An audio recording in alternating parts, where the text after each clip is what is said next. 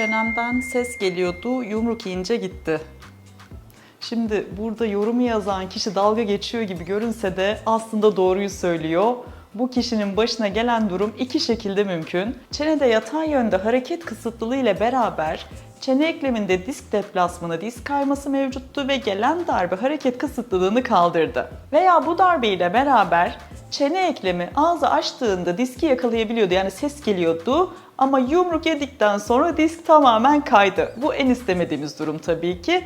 Aradaki farkı anlamak için, yani bu durum iyi mi oldu kötü mü oldu anlamak için tabii ki muayene olmanız gerekiyor.